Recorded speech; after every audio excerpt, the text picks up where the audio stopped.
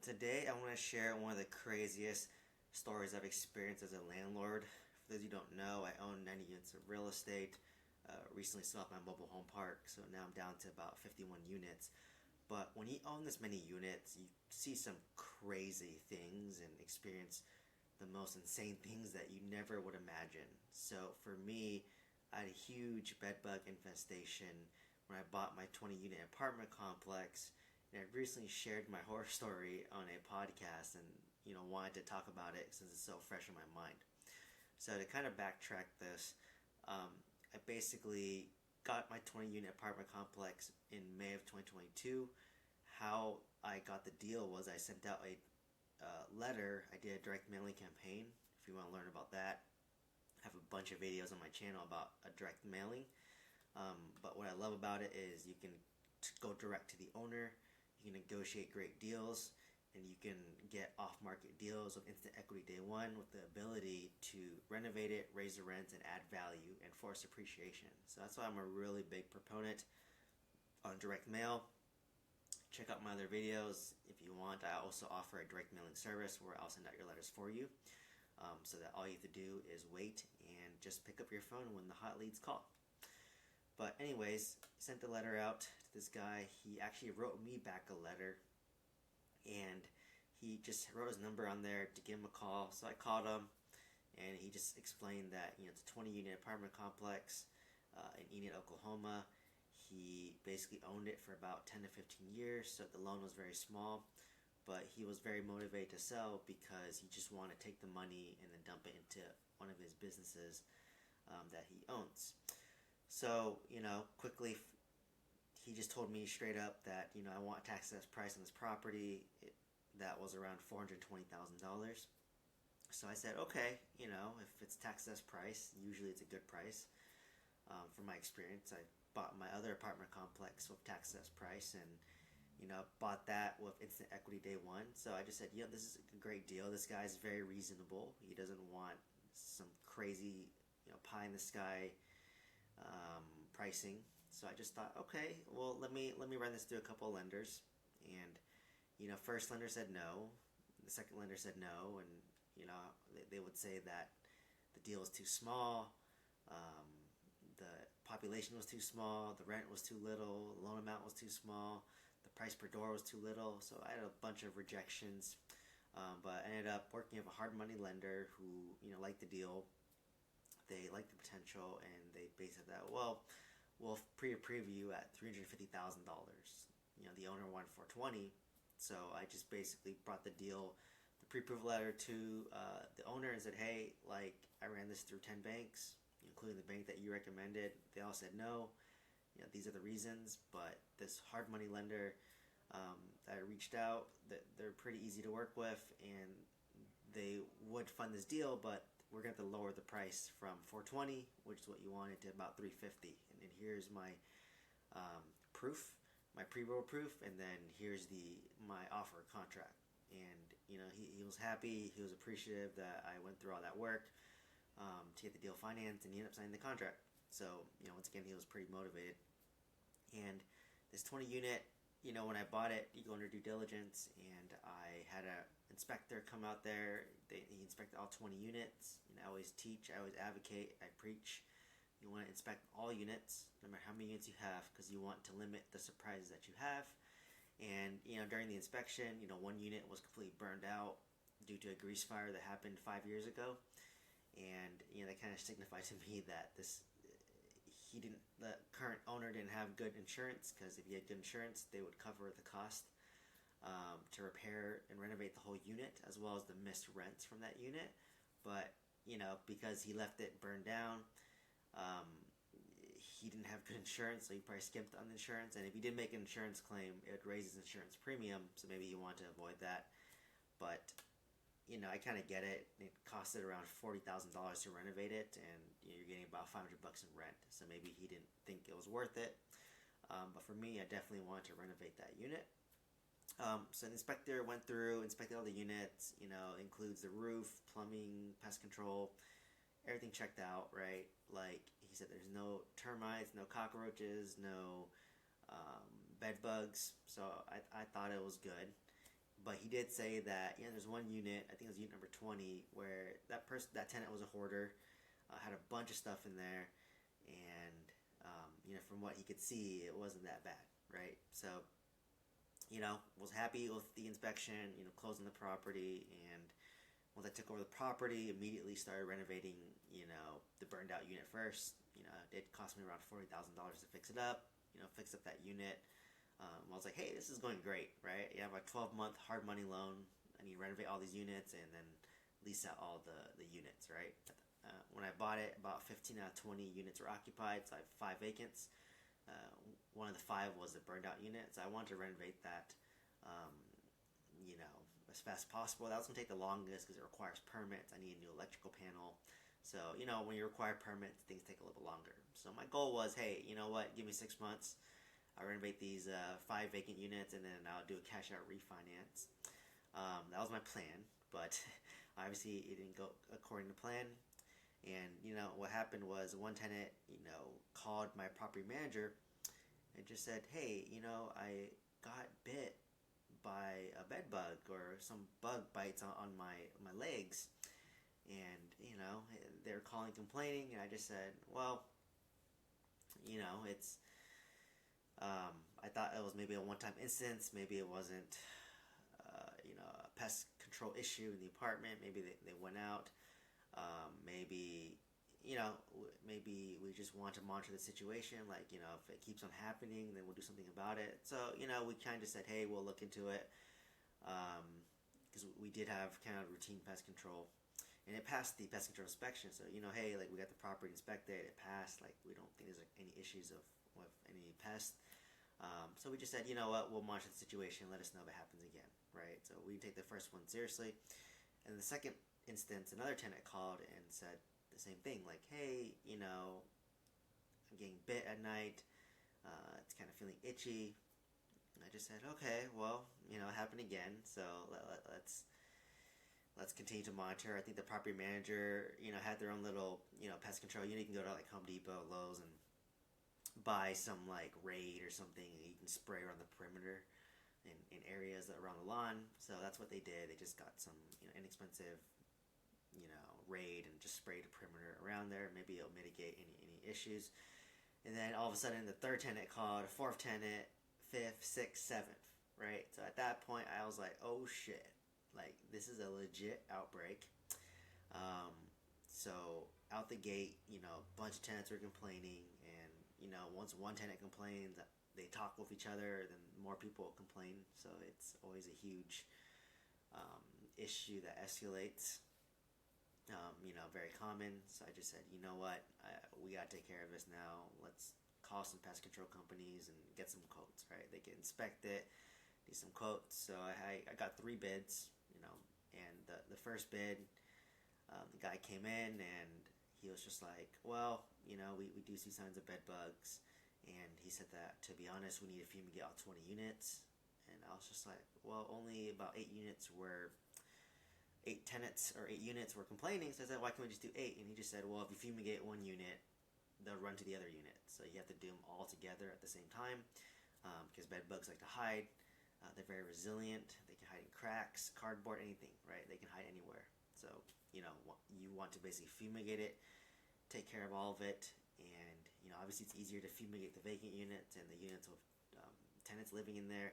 Then the tenants would basically have to take everything out of the closet, out of the drawer, cupboards, put it in the middle, put tarp over it, and then they would fumigate it.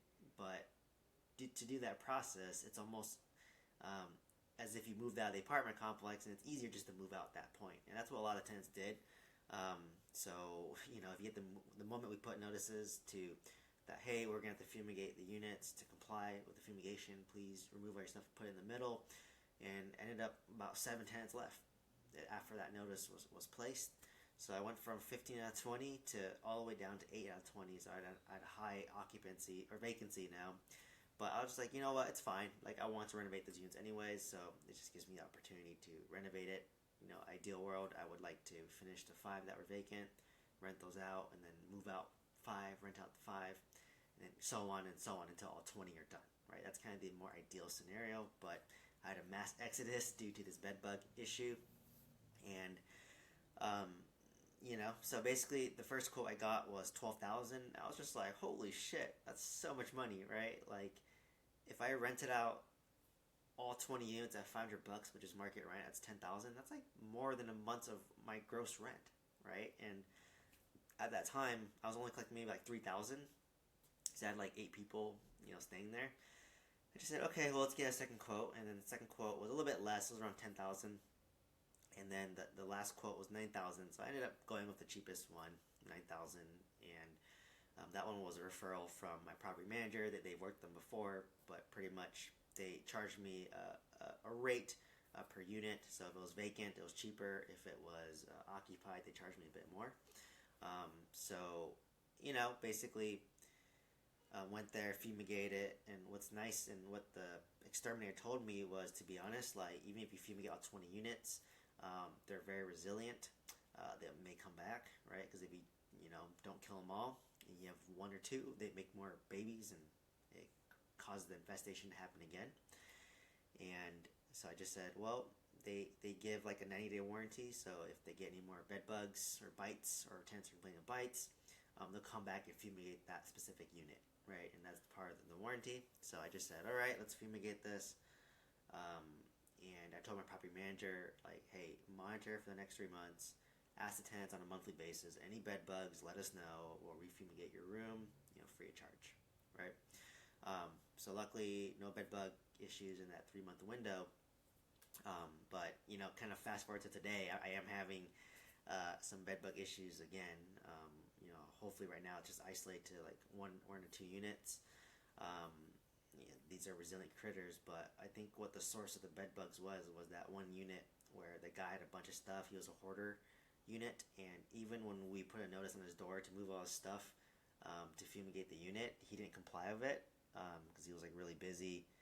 He was at work, or maybe it was just a bad tenant. So the exterminator said he'll fumigate the unit, but it's not going to be covered in a warranty because basically there's too much stuff in there, and it wouldn't allow for the fumes to kill the bed bugs appropriately. So, basically after that, obviously we were frustrated, so we gave that tenant a 15-day notice for eviction for non-compliance, and the tenant left. But, I think we still have some tenants there that came with the property, and, the majority left. Now it's all new tenants, but we might have like 1 or 2 tenants left from when I bought it, and eventually we might have to move those tenants out if they don't play by the rules.